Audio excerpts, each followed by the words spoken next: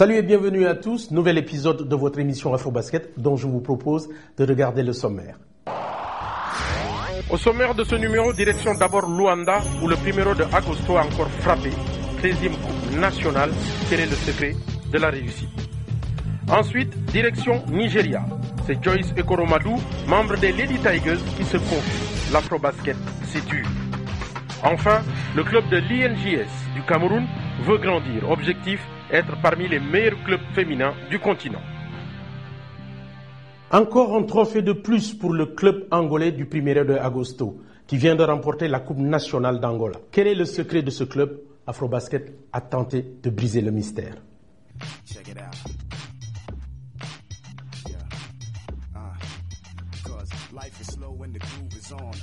Voici les hommes les plus titrés de l'histoire du basket angolais, les joueurs du Primeiro de Agosto. Primeiro de Agosto est le premier club en Angola et à chaque fois que le Primeiro joue, les stades sont pleins. Le public adore le Primeiro. 7 fois champion d'Afrique des clubs, dont 4 consécutifs. 16 titres de champion d'Angola et 13 coupes nationales d'Angola, un palmarès impressionnant. Quand tu joues pour le Primeiro, c'est comme si tu jouais en équipe nationale. Les gens ne veulent que des victoires et ne pensent qu'à la victoire, la victoire, la victoire. Basé à Luanda, la capitale, le club angolais nous a livré le secret de sa réussite. Le travail et la discipline. Depuis quelques années, l'équipe a la même ossature qui s'articule autour de l'arrière Armando Costa, qui, déjà à 29 ans, est un véritable baroudeur avec 2 titres de champion d'Afrique des Nations. Il a en outre disputé les championnats du monde de 2006 et 2010 avec la sélection nationale et les Jeux olympiques de 2008 à Athènes. Miguel Lutonda, 41 ans, c'est le doyen de l'équipe, champion d'Afrique des Nations à 5 reprises. Il a été élu MVP, meilleur joueur africain, en 2001 et 2003. Meneur de jeu de cette équipe du Primeiro, il a toujours été de l'aventure du club militaire. À Salé, il a déclaré disputer son dernier championnat d'Afrique.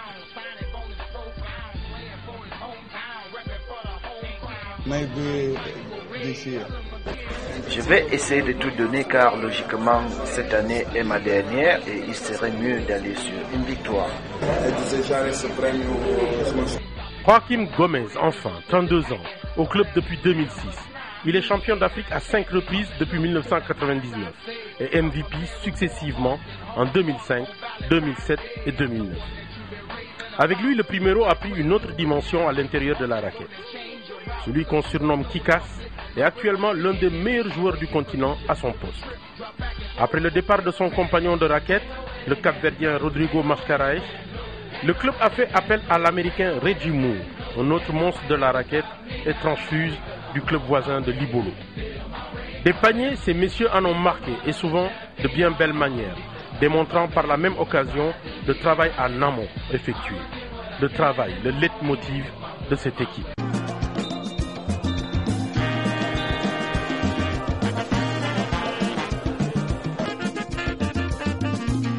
It's a very familiar environment. Le Primeiro, c'est un club familial, on se connaît tous, que ce soit sur le terrain ou à l'extérieur. Mais quand le jeu commence, nous sommes vraiment des guerriers. But once the game starts, it's like a fight.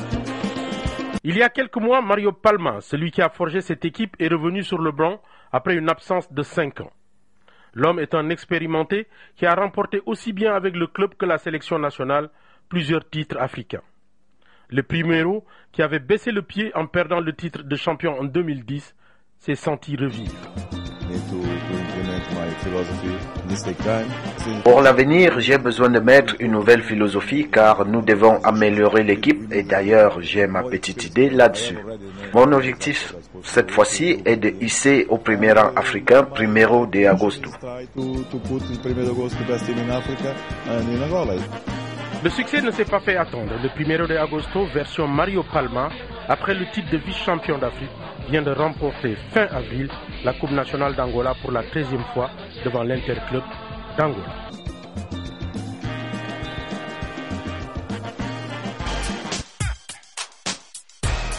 Elle s'appelle Joyce Ekoromadou, Elle est membre de l'équipe des Lady Tigers du Nigeria qu'elle a intégrée en 2007. Elle vit aux États-Unis et elle nous livre sa vision du basketball africain qu'elle a appris à côtoyer. On regarde.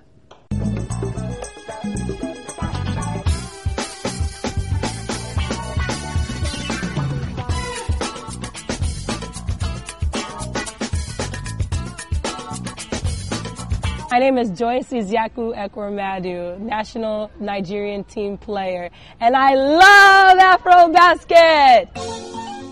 Hey! Mr. Flavor Bunny Dance, everybody! Joyce Ekweremadu. Pour mieux faire sa connaissance, nous sommes allés sur sa page Facebook. Et là, nous avons découvert une fille pleine de vie, souriante, une véritable bout en train, qui n'hésite pas à mettre l'ambiance jusqu'à l'entrée sur le terrain. Mais dès l'entrée sur le terrain, Joyce Ekweremadu est comme transformée. Une véritable tigresse qui ne concède rien à l'adversaire, un style de jeu qu'elle s'est forgé sur le continent. It's a definitely different style. It's a lot more raw athletes. It's a lot tougher. You can't just be a soft player playing in Afro basket. C'est en 2007, lors de l'Afro-basket féminin au Sénégal, que Joyce rejoint la sélection des Lady Tigers du Nigeria. Et depuis, elle est devenue une pièce maîtresse du dispositif du 5 majeur nigérien. Et pour ses adversaires, c'est la joueuse par qui le danger peut toujours arriver. The secret is against the number 11. I know very well her. I coached for 12. She's a good dribbler, not too much. Make that more aggressive. En équipe nationale du Nigeria, Joyce a réalisé de belles performances, même si les résultats n'ont pas toujours suivi. Depuis la finale des Jeux africains à Alger perdue face au Sénégal, les Lady Tigers ont du mal à retrouver le podium. 2007, I just remember all of the teams, Mozambique, us losing to Mozambique in the Cup of Nations. I remember they had some veteran players, and it was just a lot of talent on all teams. Also, us in when we were in Senegal, when we played Senegal in All Africa Games. I remember that final game distinctly. Mais c'est surtout en club, avec celui de First Bank du Nigeria, que Joyce Ekweremadu a retrouvé le sourire. C'était le mois de novembre dernier où First Bank s'est classé deuxième derrière Interclubé d'Angola en Coupe d'Afrique des clubs champions dames. Une première pour Joyce qui a pourtant bourlingué un peu partout entre l'Italie avec le club de Napoli ou en Pologne à Siemens. Mais une chose reste sûre dans sa tête, sa reconversion est toute trouvée. Right now I do personal training for middle school kids and high school kids, even some kids in college, freshmen, and maybe one day I could come back and coach a national team because really, honestly, I don't ever want to leave the game and leave Nigeria. Celle qui admire Nfon Udoka, l'emblématique capitaine des Lady Tigers, n'aura aucune peine à remplir cette mission. Elle, qui a déjà marqué de son empreinte le basketball féminin nigérien.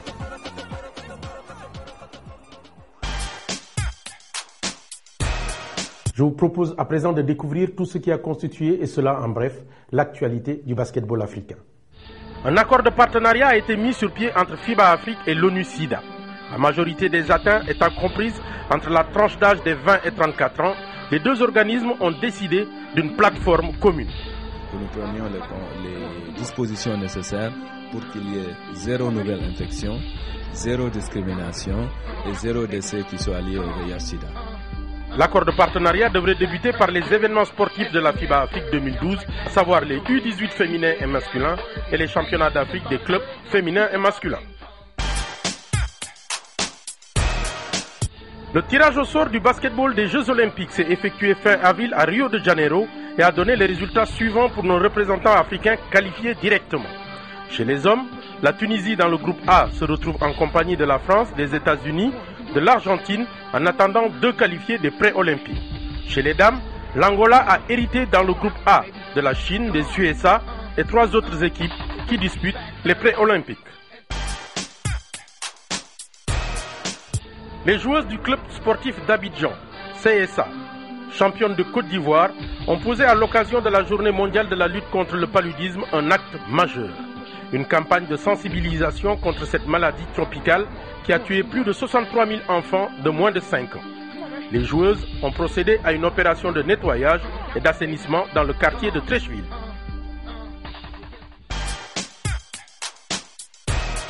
L'INJS, l'Institut national de la jeunesse et des sports du Cameroun. C'est la nouvelle coqueluche du basketball féminin camerounais. Afrobasket nous fait découvrir un club qui fait ses pas à pas. L'Institut national des sports de Yaoundé, créé en 1960, il a pour mission de former des enseignants d'éducation physique, d'assurer l'entraînement et le perfectionnement des sportifs de haut niveau, et enfin il a pour mission de faire la présélection des jeunes talents. Il est situé dans la colline du Savoir, non loin de l'université de Yaoundé 1, dans le quartier de Ngwa et Kélé. C'est dans ces murs que l'on a retrouvé l'équipe féminine de basket, championne du Cameroun 2011. Le but, c'est de pouvoir non seulement travailler dans l'épanouissement, pour l'épanouissement de l'INJS, mais aussi de mettre sur pied une équipe qui plus tard pourra faire parler de l'INJS sur le plan du basket. Championne du Cameroun en 2010 et 2011 et actuelle leader du championnat, les filles de l'INJS ont eu ces 2 dernières années à représenter le Cameroun au plus haut niveau africain. À l'Institut national de la jeunesse et des sports depuis 3 ans et on s'est dit il fallait qu'on goûte à la compétition internationale, surtout qu'on sortait de près de 25 ans de basketball féminin camerounais. À Bizerte en Tunisie, l'équipe était très motivée malgré qu'elle n'ait pas de joueuses de très grande taille et sur le plan technique qu'il y ait du travail à faire, surtout au niveau du dribbling, du passing et des relations entre les joueuses. Malgré tout, l'équipe termine à la 7e place sur les 10 présentes. Depuis Bizerte, l'équipe a beaucoup progressé et d'ailleurs plusieurs de mes filles étaient en équipe nationale aux Jeux africains à Maputo et à l'Afrobasket à Bamako. Donc c'est fort de cette petite expérience-là, parce que le groupe s'est donc plus soudé, donc c'est dit on pourra faire meilleur parcours. L'INJS domine le basketball camerounais de par ses méthodes d'entraînement intensives et professionnelles. L'équipe occupe d'ailleurs la première place du classement de la 3e conférence dames après avoir remporté tous ses matchs et une qualification pour le Final Four en compagnie du BEAC, Elders de Yaoundé, école de basket de Douala. Mais force est de reconnaître que sur le plan africain, elles sont loin du niveau des championnes d'Afrique en titre, l'Interclubé d'Angola. On va reprendre et après on sera sérieux avec le ballon. En place. Afrobasket, c'est fini. Restez fidèles à la suite de nos programmes.